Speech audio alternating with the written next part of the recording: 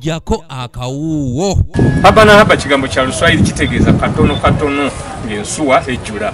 Abaliko obulemu mu bitundu ebyebwayise mu gombola y'e Kawempe bazze mu bungi okusomesebwa ku ngeri ez'enjawulo n'okusingira ddala ez'okwekulaakulanya kw'ossa n'engeri gye bayinza okwegobako enjala mu maka gaabwe n'ekigendo ekyokulaba ng'embeera y'enjala gamba nga mu biseera bino eby'omuggalo tebakosa. Ne ka sanitayiza toyina mmere oyinza okugula sanitayiza mu nnyumba ewuwo owulidde naye tusaba eyo gye mutusakira tubasaba nga tubeegayirira muwongere mutusakireyo.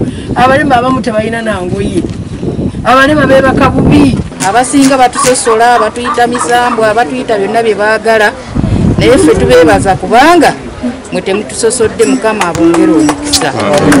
Ekitongole ekihaba na haba kyekivuddeyo ne kaweefube ono okulaba nga kisomesa abantu abaliko obulemu engeri gye balina okuyita mu mbeera enzibu nga tebasoose kukabirira gavumenti kubayamba. Tutunulira abaana be basudde ku nguudo eri abaana babasuula singa otambula n'ogendako mu bifo eby'enjawulo twabadde Entebbe juzi advocates for children bw'otuukayo osobola okunzikiririzaamu nti bambi abantu bali bakola omulimu gwa ttendo okulabirira abantu abo naye olw'obusobozi bwe balina nga butono olabira ddala nga baba beetaaga obuyambi. Ab'ekitongole kino nga bakulembeddwamu Jessica Bagenda bagamba nti enkola y'ebyagi bajjajjaffe gye bakozesanga yayambanga nnyo okuziyiza enjala mu maka g'abantu era nga mu biseera by'enjala bangi tebaajulanga. Tutambula mu butale obw'enjawulo ne tusolooza emmere egenda eri abantu abo abalina obwetaavu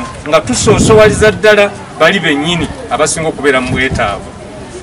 Tugijja mu butale obw'enjawulo ngera director bwajja okubategeeza tugijja mu butale obw'enjawulo tugitwala eri abantu. Ekitongole kino tekikkiririza mu kwonoona. Abaliko obulemu newankubadde nga basomeseddwa ku nkola eno naye bangi bakukuluma olw'obutafiibwako mu bitundu gye bawangaalira era nga bano bagamba nti ne mu biseera by'omuggalo bo gavumenti teyabafaako bwe yali egaba ensimbi emitwalo 10 zeyawa abantu okuyita mu muggalo. basula bubi balya bubi kwegamba oli yamuwa kapito mitwalo 20 kigenda okole yagamba ze zino zikozese era zonna yaziteeka kuki ku mumwa owuli naye tusaba mutunoonyezeyo saavisi amaaso. Bannange ffe abalema tunyonyebwa, abalema batugalira mu mayumba ne tuziba n'amaaso kati abamu abaami batukwata ne batusiiga akawuka kasiriimu. Bano naddala abatawulira bayite bakiggala baagala gavumenti saako ne bannakyewa abalina obusobozi okubayamba n'ebikozesebwa gamba ng'obumu bwe bayinza okukozesa okuwulira, abalema baweebwa obugaali, bannamagoye baweebwa ebikozesebwa saako n'abalala okusobola okuyita mu kaseera akazibu ke basanga. Kati ffe baatuwandiika ku bya Nabbanja naye Mukama tetwafuna mukisa era abalamu be baazifuna. Abalema tetwafuna oyinza n'okubulwa eddagala n'omira eddagala ekkalu ne likunyoola. Tuteekwa okwewaayo okutandika okubaka bye tukola abantu balabe nga tuseeseetuka baleke balabe be bayinza okutuyambira. Abalema bangi nnyo abali eyo batuuka ekiseera ne babanga ne bw'omuyita okujja okwetaba mu banne tasobola kukkiriza. Bano nga bakulembeddwamu kansala waabwe Kamya Steven bagamba nti abantu abaliko obulemu basosolwa nnyo mu bintu eby'enjawulo so nga nabo bantu era basobola okubaako n'ebintu eby'amakulu bye bakola oba olyawo n'okukirako ku bannaabwe abatalina bulemu bwonna bwe basinzidde okusaba abayambi wamu ne gavumenti okubadduukirira. Obuzibu basanga abantu baffe bano abalina obulemu ekisooka kasooke gavumenti nga covid eno banyigiriziddwa nnyo. Byabadde abantu bagenda ne bakolera mu bibuga naye nga ne mu bibuga tebakyabaganyayo kukolerayo. Eyo challenge y'amaanyi nnyo. Ekitongole kino kihaba na haba tekikomye kusomesa bano wabula kibadduukiridde n'obuyambi gamba ng'ebikozesebwa mu bulamu obwa bulijjo omubadde emmere, sabbuuni, omunnyo saako n'ebintu ebirala.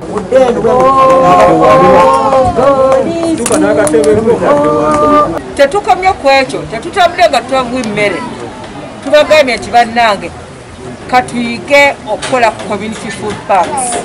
Bano mbadde bakigala abalema abatambulira mu bugaali bannamagoye abaana abazimba emitwe esaako n'abalala basiimye nnyo ekitongole kino olw'okubadduukirira n'okusingira ddala ku luyi olw'ebyokulya. Eyanzeege Mukama abongera omukisa mwebala okutulabirira mu kiseera kino ekya covid ate naffe Mukama abongera omukisa kubanga temutusosodde. Ndi Sarah Nandawula ne Doreen Nambiru kula ABS TV Jakakawuwo. Tulebenga Mukama tusobose obulwadde buno okukola kibusomokamu ate tusabe ne Mukama tuyambe.